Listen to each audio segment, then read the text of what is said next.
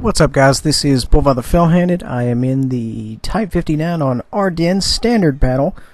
You know, I've had a lot of requests to run one deep here instead of in a full platoon like I typically am. So here you go. Now, guys, there's a few different ideas, thoughts, if you will, of how to run this particular board. You can go way out right, swing right, do more or less a button hook to the right, cut left around the enemy there. But in my opinion, I kind of find some of the enemies have already set up at you know, J1, K1, what have you, kind of locking down that side. You can go essentially into the city, or you can also post up at, say, D3, D4 on the outskirts and shoot at any targets of opportunity that present themselves who come outside the city.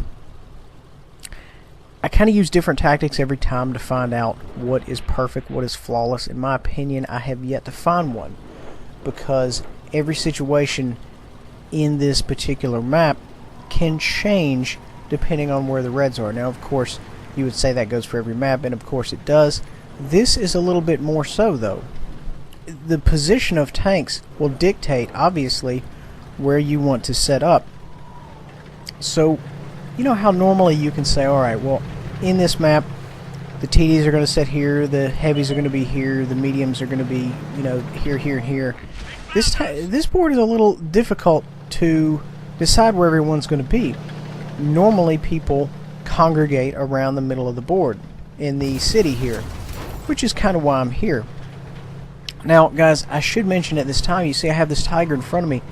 Do not be afraid to take cover behind other tanks, side scrape off of other tanks, because you know what? Sometimes you have to. Sometimes it's in your best interest to take cover behind someone else, because, you know, I wouldn't necessarily say lock people up, because nobody likes to be locked up when they're trying to back up, but at the same time, in this game you need to use everything that you have to your advantage, and the greens are one of those.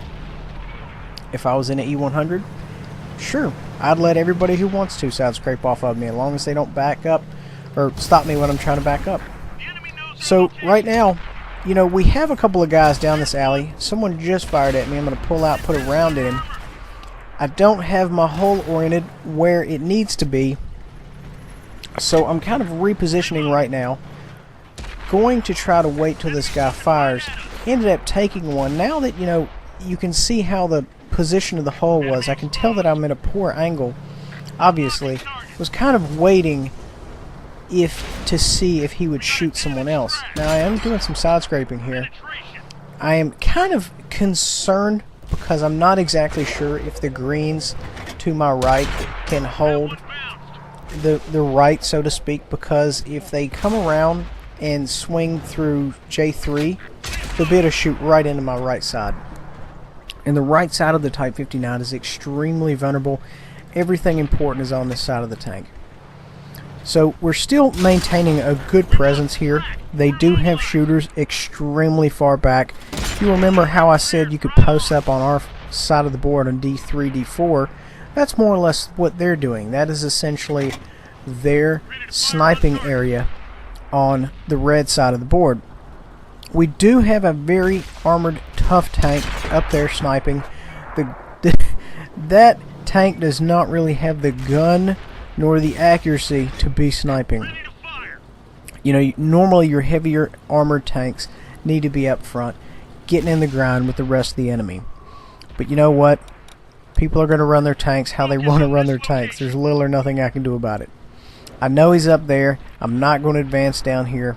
But at the same time, I want to maintain my position so he can't just trundle down that hill and come right through this alley and then go ahead and flank us.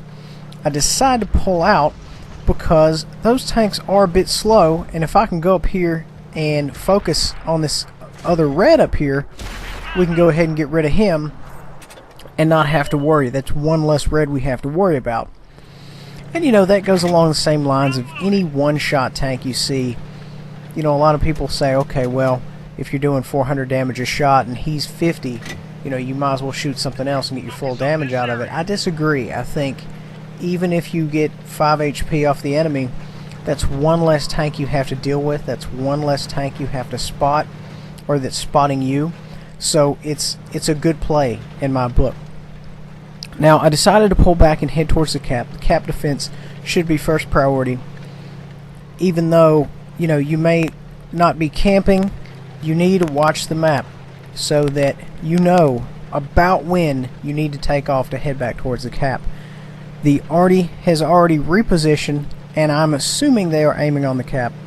Or Artie, let me be specific. And, you know, you have a TD over there in the corner. Made a clutch shot right there. Not a very good one. I wanted to just put some rounds down range as I advance, because as we all know, the Type 59 excels at close quarters. I don't really have a super good amount of shots here. I had the one just slightly red shot as I went in, but now that we're getting closer, I feel like I can do something. He went ahead and took out our Artie, and hopefully he will be on a reload. But by the time I get up here, of course, he will be loaded, because the 5.9 is not exactly fleet of foot. Put one in the back of his turret there. He's trying to pull out. I'm going to go ahead and get his side to me and my front to him, and we finish him off. That is the proper way to do a not a side scrape, excuse me, a face hug, if at all possible. Then of course it wouldn't be called a face hug, now would it? If your front is to him and his side is to you. Moving on. Now, we don't exactly have a strong presence on the board anymore. Of course, neither do the Reds. We don't really have a lot of tanks that are grouped up, i.e. consolidated in one area. So there's going to be little to no backup if things go south. So whatever I get into, I have to plan on getting out of it on myself. I'm going to go ahead and scope some shots here. And guys, most all the time, you need to make sure you scope your shots. You know, I see a lot of guys doing the third person aim, commander, you know, view aim. That's okay, that's good for sometimes, but the majority of the shots, guys, 80%, 75% need to be aimed shots, or else you're going to be disappointed. And see, just like that one was a point where you could say, yes, would a third person auto lock shot work there? Yes, it would. I'm in his rear, I'm firing, APCR I believe it was, sure, let's fire away. Certain tanks, however, you can't do that, like the IS-7 for example. If you're near an IS-7, you're circle jerking an IS-7, what have you, you always need to aim every single shot. That tank is tricky. There's no other word I can put for it. So you just need to be cautious about that tank. Now, we are leading in tanks right now. They have 4. We have 4. No, excuse me. We're even on tanks. We have 4 and they have 4. And so right now, I'm going to go up here and I'm going to put a little heat on their cap area and see if I can't spot some guys. We are pushing here as far as a unit. The only downside is possibly if one of those guys could make it back to our cap. Although they have heavies already in a TD, so I don't really see any of them pushing our cap at this time. So I think for the most part we should be okay. I am detected. I don't know by who. He fires at me and shows himself. It's a Jag Kitty, and I'm very concerned. The blistering rate of fire this thing can kick out. I'm very concerned that he is just going to completely decorate me with rounds before I can even get close to him. And you know, if those things get hulled down, they are extremely effective. So I am going to get close in, possibly see if I can't track him, and then circle him. See what we can make happen. Who knows, anything's possible. Now, you know, when you're in a situation like this, guys, you have to be extremely cautious. Because whatever you see, you know, you may be looking at one thing, and then something that's not detected may come up from your side. So just be cautious at all times, is the advice I have for you. See, I just took a round, and that's exactly what I'm talking about. I thought he was on this hill.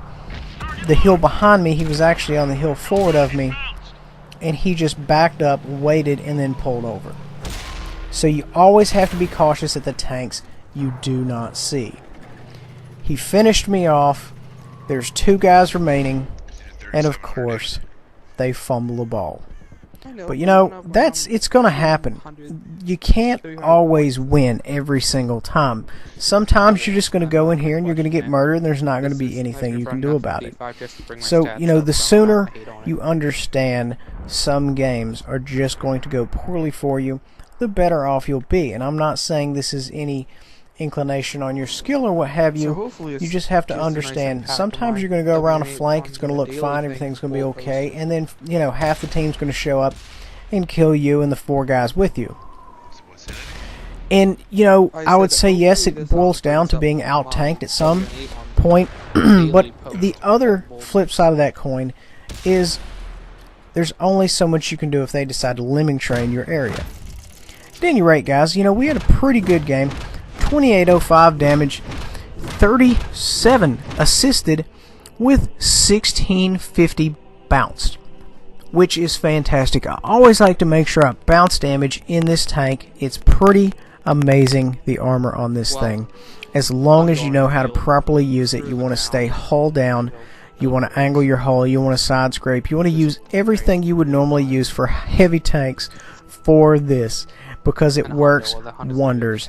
And as I might add, this tank is not a sniper. I know I touched on that earlier. Just make sure if you use this tank, you are up in the fight. Guys, that's all I have for you today. Please remember to like, subscribe, and share.